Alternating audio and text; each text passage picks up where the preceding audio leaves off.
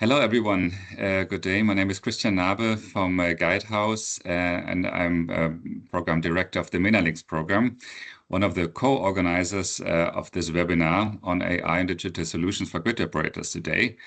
Very happy that we can present to you, to everyone, a very interesting program to see practical applications for AI in the power system domain. I think a topic that has received great interest in the past months, I would say. I see more and more conferences on that topics as well, and we are really happy that we have a great participation rate also on this in this joint webinar. Let's take a quick look at the agenda.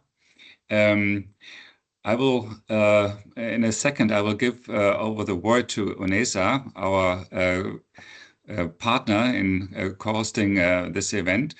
And then we will invite you to listen to 3 case studies where AI plays a practical role already now in the power systems domain. And when we were organizing this webinar together with UNEZA, we put a lot of emphasis on that we encounter solutions that have a practical value and that are working already to get the most benefit out of that for you, for your own companies.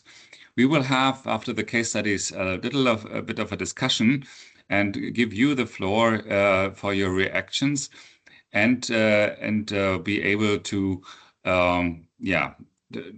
to reflect that based on your own background and possible applications. Before I hand over to my colleagues from UNEZA, just a few seconds on what is MENALINKS. MENALINKS is a program by the International Climate Initiative of the German government.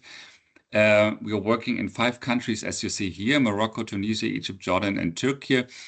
And our aim is to increase the use of renewables in power systems, and smart grids is obviously a big overarching topic, and that's why we're happy to be part of that joint webinar.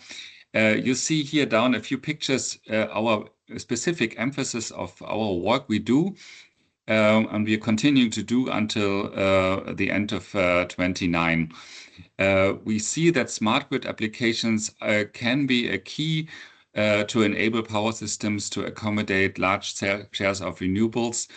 And that's why we are really happy that we have the chance to cooperate with UNEZA at this point, because our aim is also to include the most and recent cutting-edge technologies in our assessments and in our program that is basically a key enabler on a technical and policy level for integration of renewables in those countries. I want to be brief, so at that point I would love to hand over to UNEZA, to my colleague Safar Samadov, who would like to give a brief introduction from the UNEZA point of view. Thank you. Thank you, Christian, for your introduction, and hello to everyone who online. Thank you for your joining time, and I would like also to underline our great cooperation with MENALINKS, UNEZA and MENALINKS hosting this first webinar series. I would like also take opportunity to welcome UNEZA members who contribute today. After me, I will invite our colleague from SSC to speak on behalf of the UNEZA, and then of course the members of UNEZA who are presenting their case studies today from Envelio, One, the Climate Collective, and Intertrust Technologies. I'm speaking to you from Arena 30th Council meeting just behind this door, the member states coming together now today and tomorrow and addressing the critical aspects of the energy transition. And the countries where you come from here in Abu Dhabi gathered today to identify the path, the strategic way forward at this critical time on deployment and use of renewable energy and going to net zero transition. One of the critical aspects we discussed today, the next slide, please, Begonia, is what needs to be done to address the commitment of the member states. So UE consensus that was endorsed by more than 130 countries all around the world to triple renewable energy generation capacity. And you can see the very recent analysis from ARENA. We are on this trajectory. We're closing the gap, but still we need to step up as around 1 terawatt is additional capacity is needed. What is a positive that over the last year, more than 93 of all projects around the world came from renewable energy sources. So renewable technologies now more affordable and much more attractive than any alternative fossil fuel technologies. In terms of the commitment, we need to invest globally $30 trillion in the energy transition from now till 2030. And you can see the figure that in the grid infrastructure that we're going to discuss a lot today, energy efficiency, renewables, there are figures where we need, for example, in grid, we need almost to double investment. So the discussion we have today will also partially address how the digital technologies, AI, can help us to address critical points, the barriers, and also to scale up investments needed. The next slide, please. This very reason of driving the energy transition, the international utilities came together at COP in Dubai and established the international platform for collaboration within the power sector to address and overcome the common barriers to the realization of energy zero ambitions and emission reduction targets. So UNEZA is actively working with many partners around the world to address the key barriers and to move energy transition forward. The next one. Here you can see the membership of UNEZA. It started with 28 partners and utilities. Within the 2 years, it's grown up to 72 members and partners. It's not only utilities, but also companies from technology sector that have solutions for utilities, and also various knowledge partners that support utilities in their ambition to the net zero. The next one. And there are 3 key steps in the roadmap of UNEZA, how to address this collaboration. First, strengthening the international collaboration in the power sector. The second step is collectively contributing to tripling renewable energy power, doubling energy efficiency, also addressing energy storage, grids, energy, green energy zone and corridors by 2030. And ultimately, the members going to reach net zero emissions by 2050, but at the latest, as some of the members is going there already by 2030. With this one, I'm going to give the floor to our colleague, Glenn from SSE, who represents UNEZA co-chair. Glenn, the floor is yours.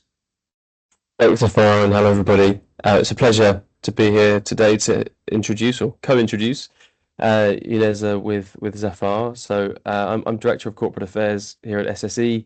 For those who don't know us, we're a UK headquartered FTSE 100 low carbon electricity company. What we do is we invest in, build and operate assets across grids, renewables and flexibility, the 3 key pillars of the transition, primarily in the UK and Ireland, but in other parts of the world as well. And we're delighted to act as co-chair for UNEZA alongside colleagues at TACA, who deserve great credit for their role in establishing it ahead of COP28, as Zafar mentioned. And one of the things that sets UNEZA apart is that we are a community of organisations who are delivering tangible progress on the ground, i.e. turning policy and commitments that world leaders and policymakers make into shovels in the ground. And that has helped us, I think, gain significant traction with the policymaking community, because they value that role that utilities and their ecosystem partners can play. And I'm going to talk generically, I guess, about UNEZA and the work we're doing. I'm conscious the rest of the session is going to be a bit more focused on AI and the digital opportunity for grid, so I won't touch on that. But as you can see from the numbers on the slide, look, tripling isn't going to happen unless utilities and their partners invest, and that's what we're doing. So $67 billion a year in grids, $3 billion a year in energy storage, $88 billion a year in renewables collectively. And the cumulative impact of all of that gets us to over $1 trillion by 2030. So a pretty significant contribution that this community is making. And if we just flick the slide on, thanks, Begonia. And with thanks also to our colleagues at IRENA who are doing an excellent job as secretariat and helping us to track our own progress on this journey. Last year, between us, as you can see, we built over 14,000 kilometers of new grids, refurbished a further 9,000 plus kilometers, and added 130 gigawatts of installed renewables capacity. So that is significant progress, and I think that's part of what gives UNEZA a unique voice and perspective on how we can deliver on these challenges. And if we kick on to slide 8, so more than just investing and doing what we're all doing and adding it all together, UNEZA exists to actively help to accelerate the transition by using that practical perspective that we have to identify delivery barriers and solutions. So early on in the development of our plan, we identified these 6 focus areas you can see down the left-hand side, the 4 cross-cutting pillars, if you like, that enable most or all of them. And within that, we focused most acutely in these first 2 or 3 years on the build out of clean power and grid infrastructure, which aligns well with the tripling agenda and with the grids and storage pledge that then followed from COP29. And if we kick on to slide 9, Begonia, we've sought to advance these focus areas principally by working on the 3 areas of mobilizing capital, de-risking supply chains, and facilitating policy and regulatory support. So on supply chains, we've published joint demand signals. So when we aggregate our forward work plan and pipeline, that gives supply chain partners visibility over the demand that's coming and enables them to invest. And we're working now with the Global Clean Power Alliance on their initiatives around standardization and pooled procurement. On policy, we've published practical recommendations for policymakers for how to build more resilient supply chains across renewables, grids and storage, and on how to accelerate large-scale grid projects, latterly in New York, Climate Week. And on finance, we're currently working very closely with the GGI and others, and including the COP presidency, to try to encourage MDBs and others to sign up to a new set of finance principles that will enable them to unlock lending to grid projects in the global south and developing countries where they do still unfortunately struggle to tap into that financing that they'll need. And more on that hopefully is coming at COP30. Slide 10 just highlights some of the things I've just mentioned. So we are proactive in producing this type of work, and these things often work best when particular members within the community kind of take the lead on it. So Hitachi, for example, deserve a lot of credit for some of this work, because we're only as good as the input that we get from our members, which is a neat segue, I guess, into sort of my closing plea for those of you who have an interest in any or all of what I've just described, to consider signing up as members of UNEZA. There's no cost associated with it. Just pick up with Zafar and the team.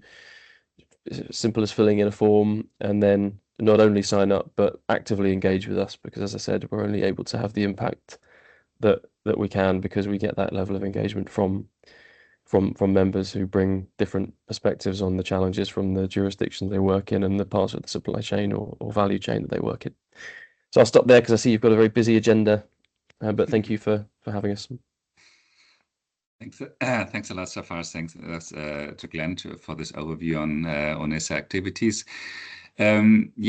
So I would say, with no further ado, let's dive into the content you were all expecting and looking for. So I'm happy to give the floor to Simon Koopman from Envelio on the intelligent grid platform.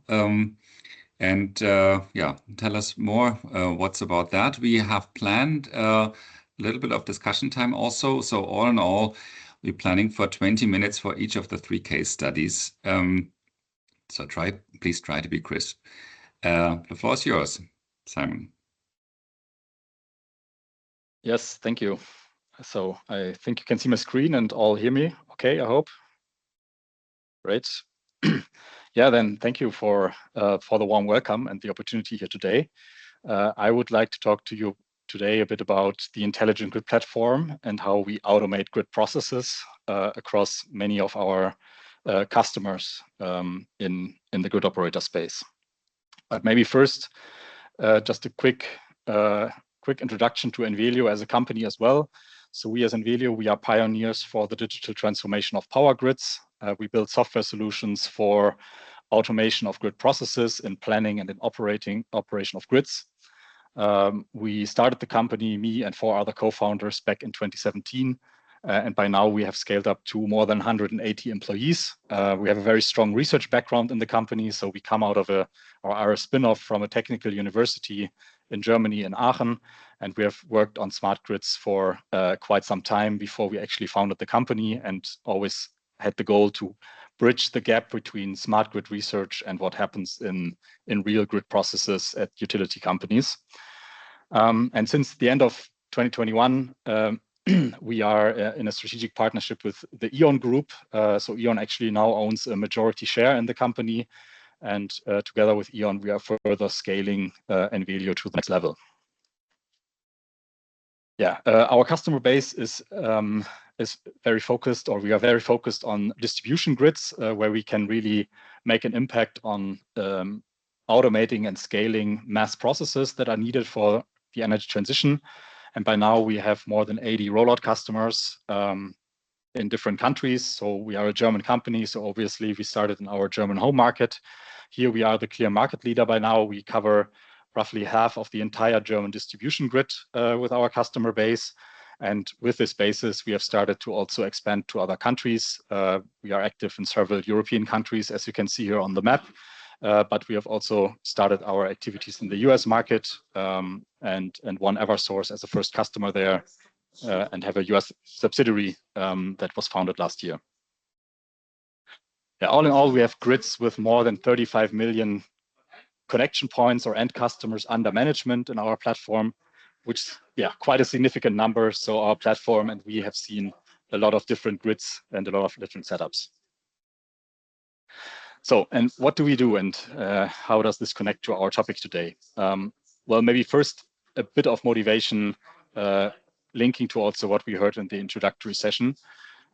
So from the numbers that we saw, the very big investment numbers of what is needed for making the energy transition work, this in the end means that grid planning and grid operation processes are facing a lot of pressures from different perspectives.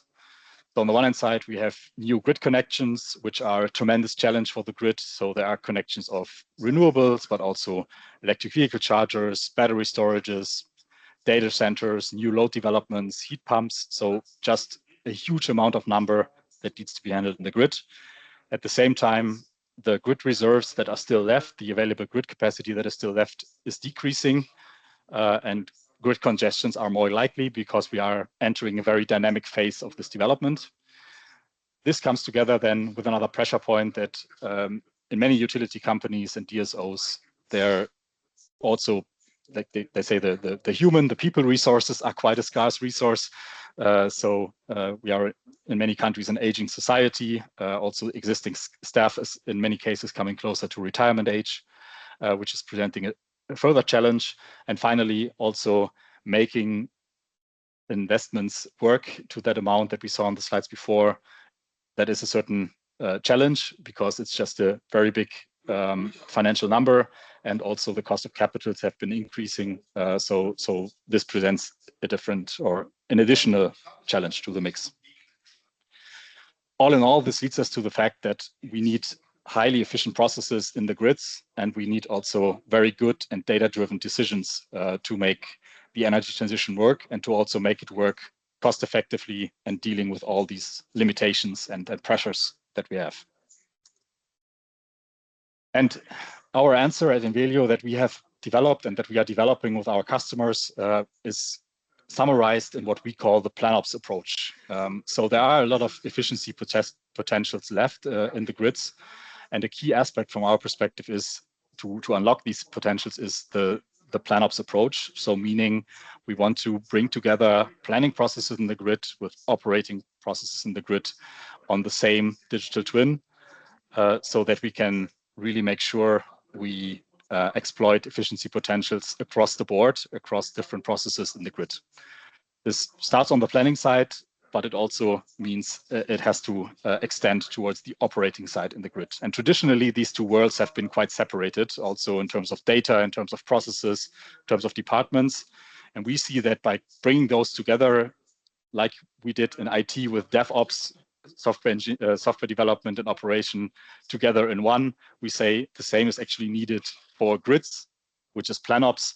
So planning and operation go hand in hand, which means that, for example, from the operation side, we incorporate measurement data into the planning world, but at the same time, also from the planning side, we already plan for flexibility as a new option, also in the planning world, to make the best use of the existing grid capacities and also to make sure that we expand the grids efficiently. And for that, we have developed our intelligent grid platform, which is a new category of smart grid software. At the core of the platform, we have a version management of the digital twin of the grid. And with that digital twin, we then enable a much faster execution of different processes in the grid by automation, by leveraging AI and other optimization algorithms to, in the end, deliver scalable and also cost-efficient processes to our utility customers. And if we zoom one step in, at the core of our intelligent grid platform, or in short, IGP, is what we call the IGP Grid Hub. This is where the digital twin is being built and then managed. Also cleaning it up is quite an important task, which algorithms on our side take over, so that in the end you end up with a clean digital twin, which is the foundation for everything that you do on the digital side. So no AI, no automation without a good underlying digital model of the real grid. And this is what we built up here. And once this is done with customers, we also don't necessarily keep it to ourselves, but we provide this in an open modern platform. So there are a lot of APIs and interfaces so that also other solutions, other processes within our customers can make use of these solutions. Sorry, was there a question? I heard something. I think we have a few minutes for questions. You can put your questions in the Q&A function. This is a menu item in Teams. Please use that to post your questions. And we will not record the questions. We will record this presentation. Sorry, I just thought there was an intermediate question. So I have some more slides if I have some time left, maybe to dive a bit deeper into the specific example case at E.ON before we come to questions. Yeah, as I see no questions now, please go ahead. Okay, great. Right, so with the Grid Hub and the digital twin at the center, we have then in our intelligent grid platform a range of applications which basically span across the entire board of technical processes that you have within a grid operator. So starting from more the strategic planning side, moving over to grid connections and how to automate and manage efficiently the processes of new grid connections, and then also all the way to operation.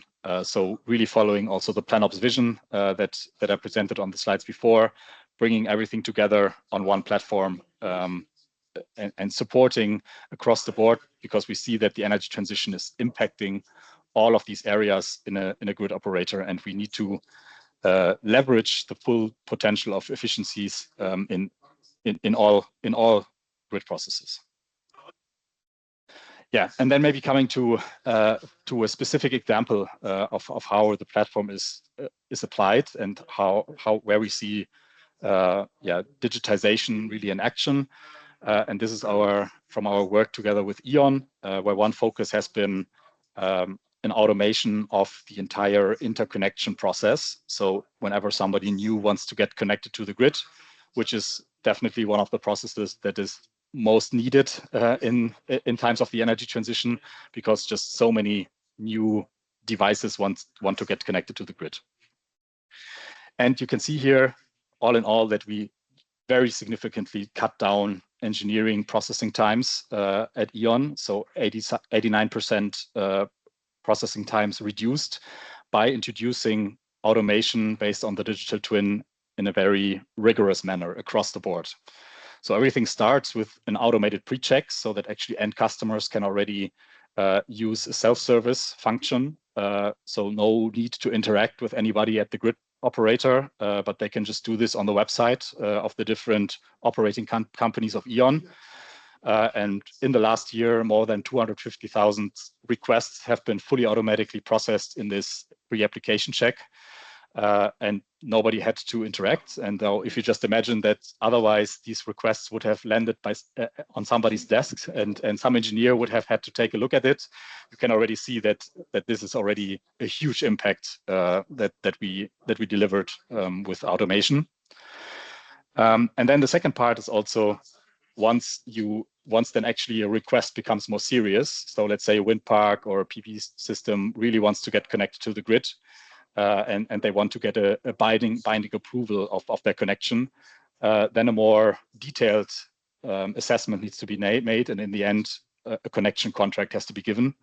And also in this type of process, we introduced a lot of automation. So roughly half of all processes can be fully automated, and the other half, there's still an engineer in the loop of making the assessment.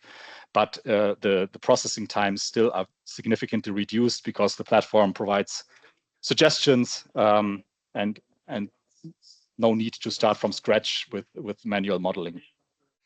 Okay, so look, I think I have about 10 minutes or so, not a long time to cover a very complex project, but let me try and do my best. So before I begin, I think Zafar touched upon this, the demand. So just a little bit of preamble before I get into my presentation. Zafar touched upon the demand for energy, which is amazing. I think our presentation segues really well from Simon's. Simon has made a very good, from Envelio, a very good observation and comment that, decarbonization, moving from fossil to renewable sources, looking at the infrastructure. This is a question about good planning and designing of the infrastructure that is going to be required to support renewable energy, right? Where we fit in as Intertrust is we have a technology, it's one component of our technology stack. It is called Flexworks. I'm not going to go through all of the points on the presentation. You have the presentation, you can read it. But Flexworks is basically an AI-based tool that kind of de-risks as far as possible this planning and design phase that MENA organizations are in at the moment. So it is a very important first step. When you go to plan your grid infrastructure, how it's going to integrate with your DERs. And an offer straight from the beginning is that if you find some of this interesting, please reach out to me, because we're quite happy to workshop, and use Flexworks to show you how we can de-risk, where the bottlenecks are, where some of the opportunities for optimizations are. So we tend to do that in a sort of a workshop environment. But that is the main component of our technology. Okay, so 4 key takeaways that I'd like you to just remember through this presentation. The first thing is, as we've mentioned, the transition in MENA is all about moving from fossil to renewable. And this will require digital solutions. This will require AI technology. You cannot do it without this. So, you know, the areas that, for example, Simon and I are going to cover are very, very important. The second thing is what it also requires is integration. And again, I think, Simon, you mentioned it, integration and connectivity. Two of the biggest issues we are seeing, data integration, DER connectivity, security around these things. How do you make this happen? Because if that doesn't work effectively, the grid is going to struggle. The third thing is security. We've seen this in the press. Cybersecurity is a major issue. Now, as the MENA region moves from integrating renewable ready technology with its legacy systems, security is a very major issue. You know, and when I talk about security, I'm not just talking about basic cyber security. We are talking about building trust models into your infrastructure, which will protect your devices, your data, the transfer of data from protected and unprotected networks. This is what a trust model does, and this is one of the components that I'll talk about, which forms the part of, you know, Flexworks. Okay, and the final point, final takeaway is standards, right? We must now support open standards that are coming into the industry. This helps with regulations. It helps governments to support the initiatives that that we are trying to put into place here. So those are the four key takeaways.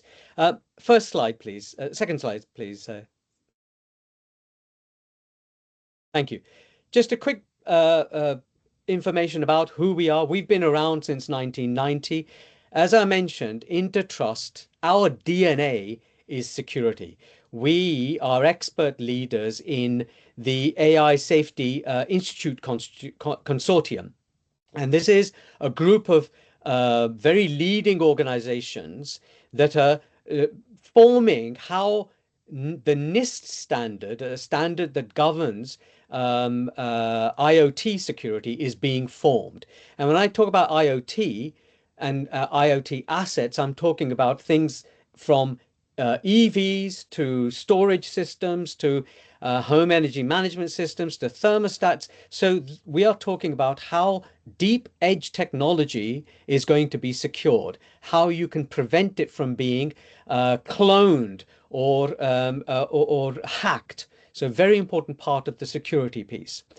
The four main technologies that we provide as Intertrust are obviously secure energy flexibility. So this is part of what Flexworks looks at, how you de-risk the investments that are going to be required, or how you can de-risk as far as possible, how you can extract the value of the project that you're about to look at. So this is where Flexwork works. But there are other aspects of making the grid flexible, and Intertrust has solutions there. The other main solution that we have is the connectivity part. You know, how can you connect DERs securely, scalably? A big issue. Scalability is a very big issue as more and more DERs are connecting to the grid and causing grid volatility. You need to make sure that you can make that scalable and smooth. The other areas, for example, that we are very big in is helping companies like RWE. So they manage their wind farm operations on our systems, and they do it through virtual control rooms. And then the final piece is the security piece that I mentioned. You know, we run public and private key infrastructures. We are Web Trust certified. We have virtual secure rooms that we are rolling out, and that gives cost savings up to 75%. But the PKI part of our portfolio enables things like, you know, managing certification requirements. So that's our technology portfolio. Now, finally, what I want to finish on this slide is who is behind us. As Envelio, E.ON is a major investor in Intertrust. We also have investments from JERA, from Japan, and Origin from Australia, and 3 of the largest device manufacturers.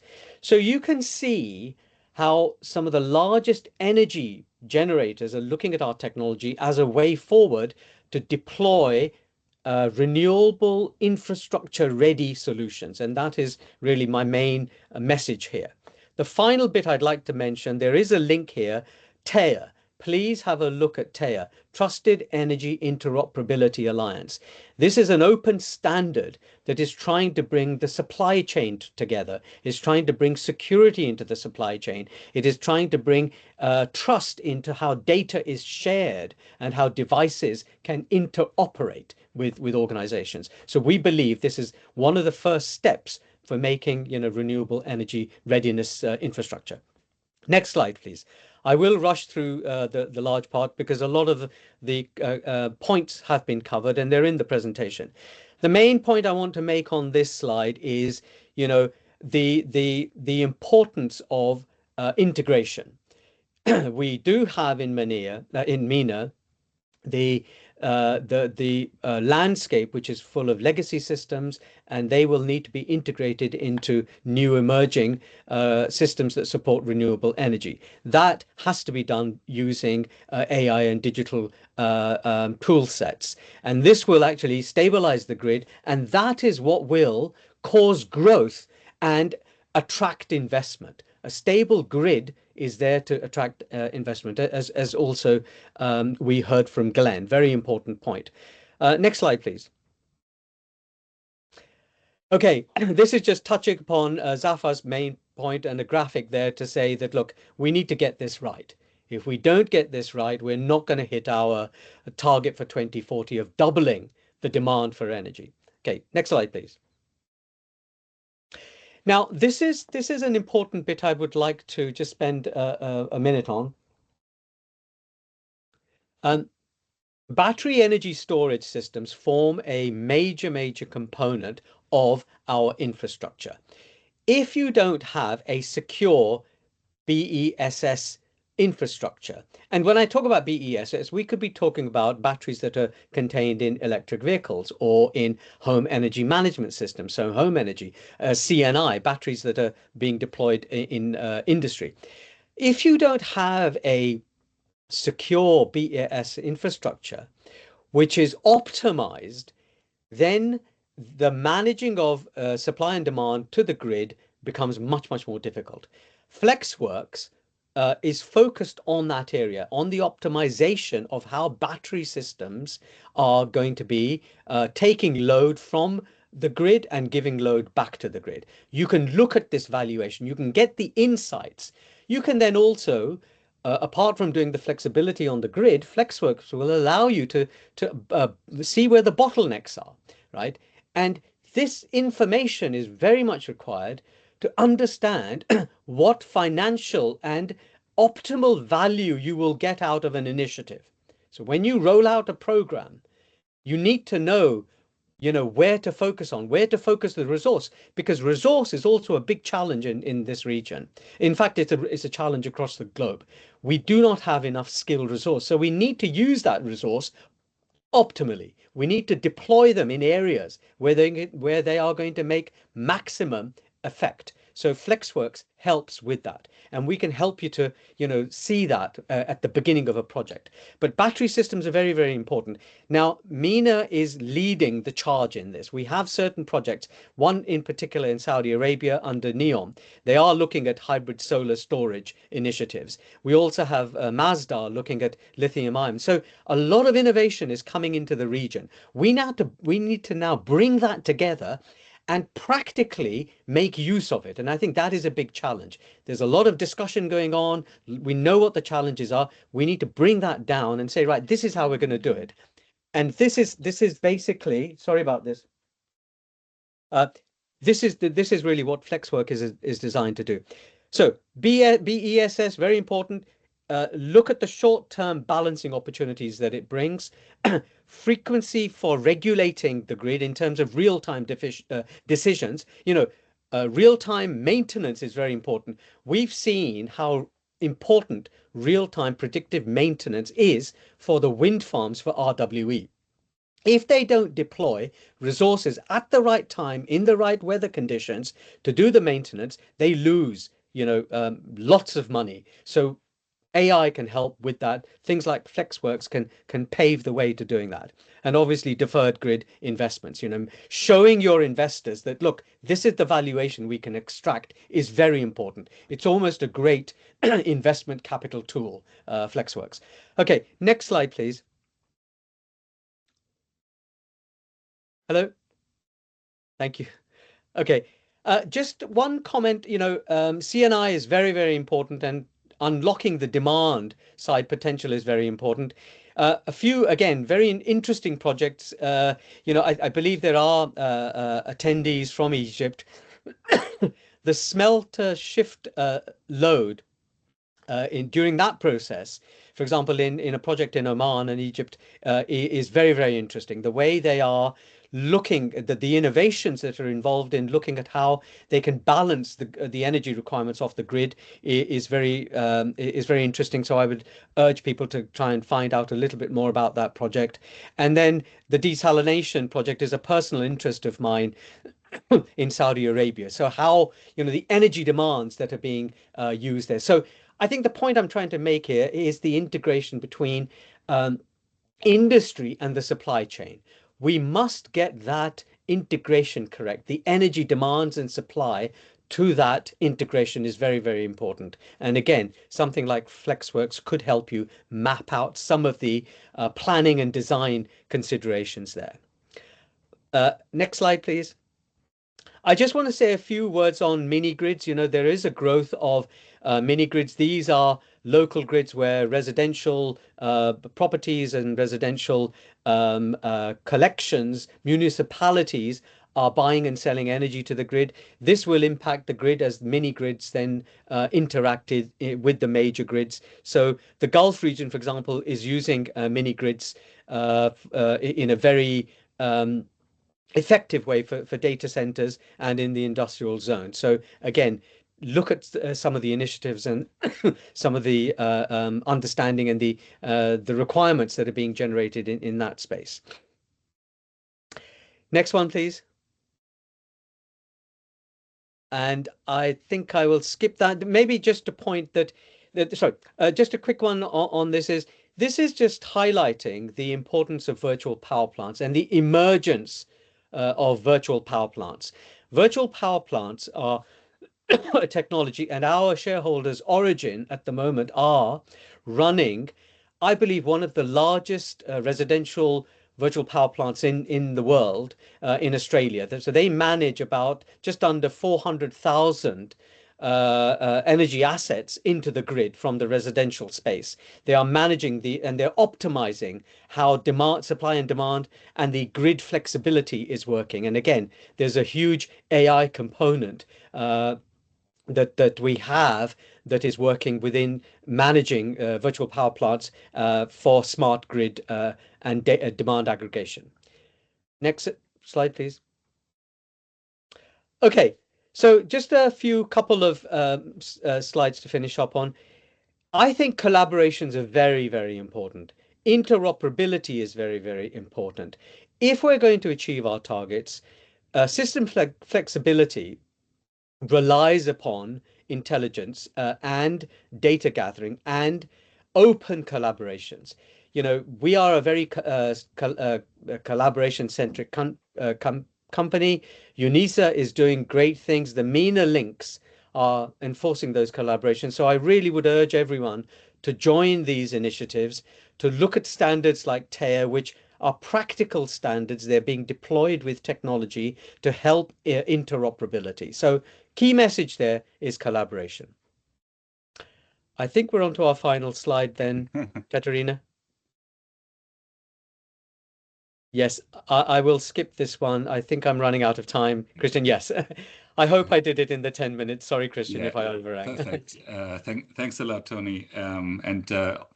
Also, really nice to see your case studies coming from very good alignment with our focus areas. We're working in MENALINKS in the MENA countries and our projects.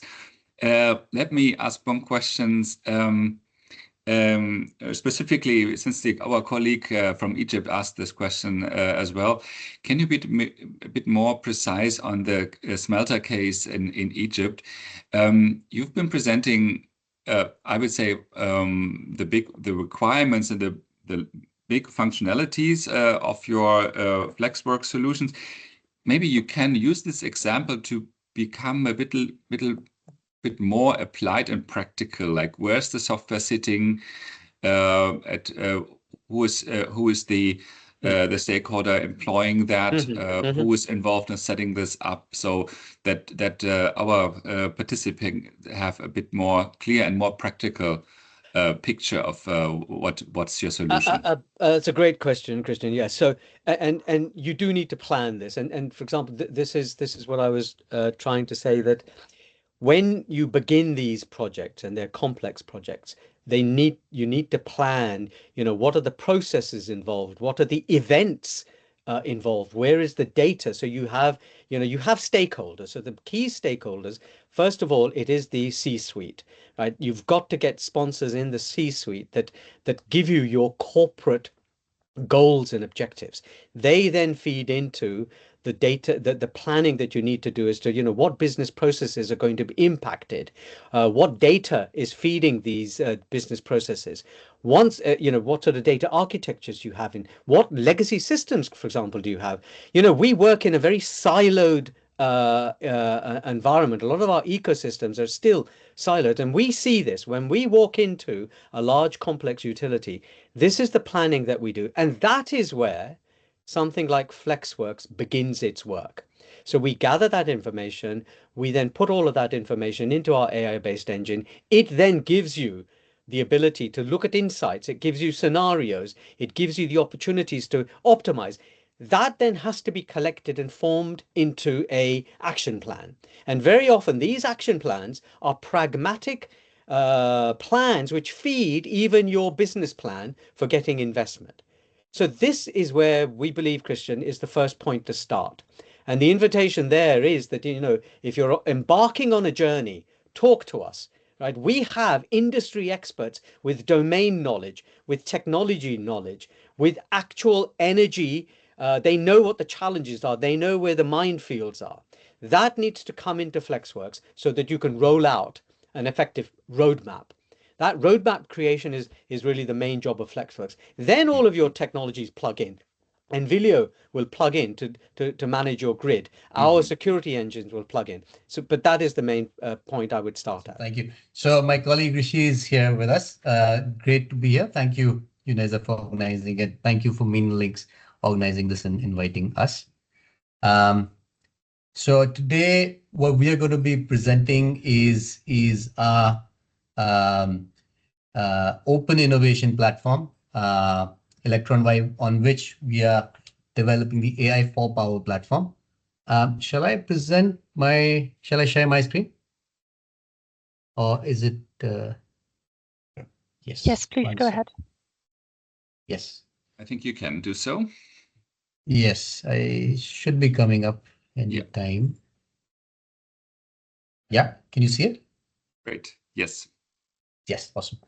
All right, so as I mentioned, we're presenting an open innovation platform to accelerate the adoption of cutting-edge solutions for DISCOMs, specifically AI for Power. And this is a very specific title that we have used for the members action as part of the UNEZA plan of 2025.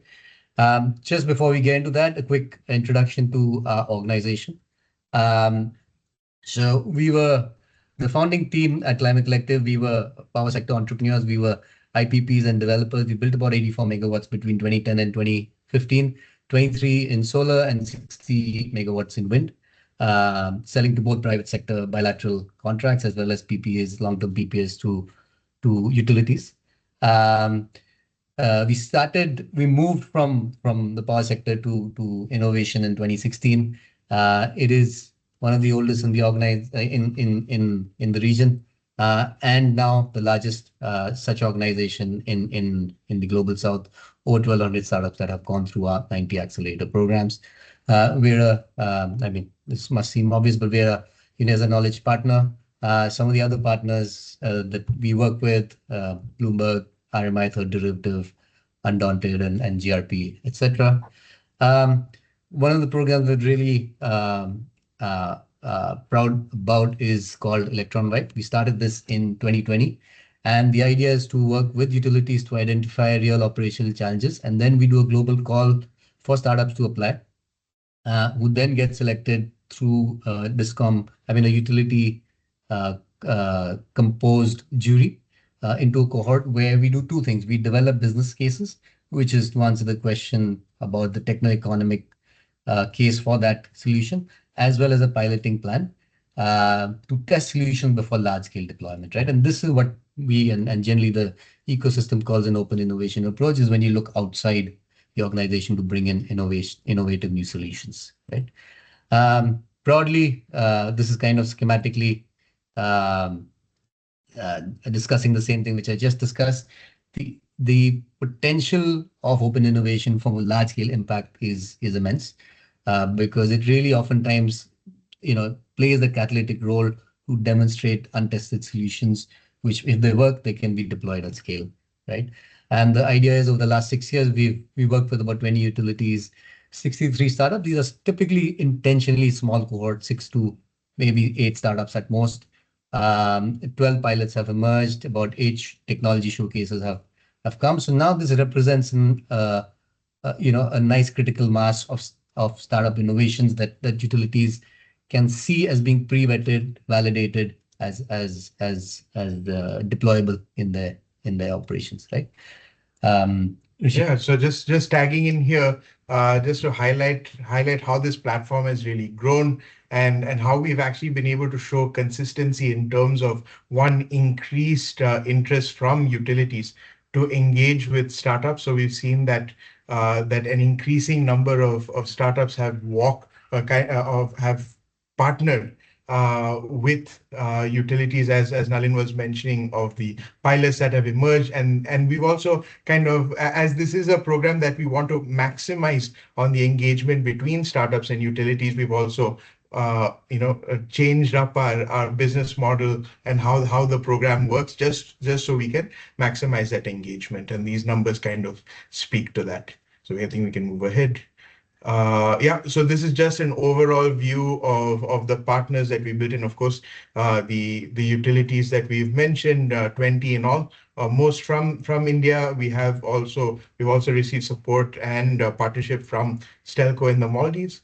But we don't just rely on utility support. We want to engage with the entire ecosystem here. So that is why we've brought in several partners who are also in the power sector to help build this startup and utility ecosystem. So we've worked with key think tanks, government offices, and we push forward from that. Right. Just a quick highlight of the kind of problem statements that we've identified. We take a consultative approach where it's not just that we're researching what's happening in the space, but we're actually understanding what are the challenges being faced on the ground by utility officers themselves. So we kind of bring them together to highlight key challenges that they would like to face that are pressing, and they have the ability to potentially pilot. So we just wanted to also kind of show a quick trend as well in terms of what is of interest. And what we're seeing is that naturally we're moving on to discussions of modernizing the grid to now involving themes including decarbonization, which is where we want to get to from the theory of change slide we showed earlier. This is just a quick snapshot of solutions that we've had, like the 63 startups that Nalin had mentioned. These are the kind of solutions that have emerged. And if we go on to the next slide, these are just a nice grouping of startups that we've seen and that have really excelled in this space, all the way from smart meters, EV charging solutions, DERMS, asset mapping and monitoring, etc. We've also wanted to ensure that the engagement between startups and utilities is not just through the program itself, but that they're able to engage with solutions throughout. And so all they have to do is just log on to this, access this website that we have on, which is an indexed database of startup solutions that they can look for solutions that specifically are of interest to them. Just a quick snapshot here of pilots. Of course, we've seen pilots in various scales. From the first pilot that emerged actually from the program way back in 2020, which looked to identify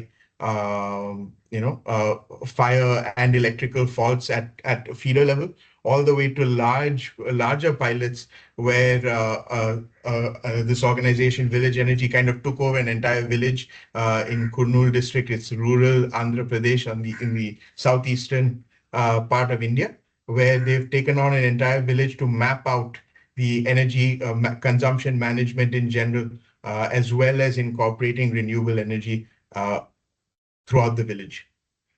And all these are available, so we can share the links later if you're interested on the website below.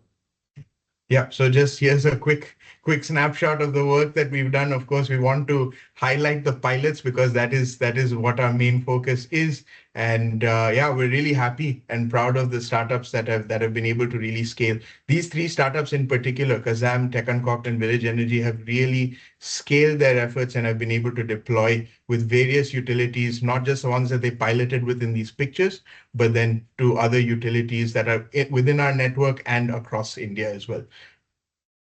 So maybe I'll hand it back to Nalin. Okay, thanks. So this is where we are going to be. There's three components of this AI for Power innovation platform. One is the open innovation component, which is electron-wide. The second is the knowledge hub, where we co-locate roundtables, startup technology showcases at existing events, global forums. And the third is the solutions platform, which I'll come to, which is basically two layers. One is the actual repository of solutions, and the second is the data layer on which new solutions can be built. So it's a three-pronged approach.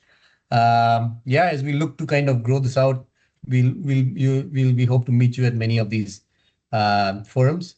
But here's what this AI for Power solutions platform looks like. As I mentioned, electron-wide gives us signals from the utilities about what are the key or the pressing challenges for them, based on which we can kind of inform innovators that, listen, this is what is needed. Here are a set of solutions that are already there. Here are a set of solutions that need to be built, and there's a data layer on which you can train models to do that, right? This is the last slide now. If this is something of interest, we'd be happy to have a discussion with you, essentially to understand where utilities might like to kind of engage with new and emerging innovations in order to kind of test it in their environment. So with that, we will come to the end of this presentation. Thanks a lot, Nalin and Rishi, also for keeping the time, but also for showing us your environment and your the way you structured the many ideas and the approaches that existing around AI and power systems applications. I think we are all very excited. I mean, we are all using ChatGPT for something, but yes. And we kind of feel in the background that there must be really good applications for AI and power systems. Yes. As we are dealing with large amounts of data. Obviously, we have complex problems, so all the prerequisites are there. And so I was really happy to see some really concrete applications already here in the 3 case studies. Yes, we have some time now. This is great. The remaining 20 minutes are open for you, the dear participants, to chip in and have a joint discussions with our distinguished speakers and amongst each other. let me emphasize one thing again. We will record. We recorded the presentations, but now what you say now in the discussion will not be recorded. So please feel free to express your views, your concerns also, yeah. Let's have a really open discussion amongst each other.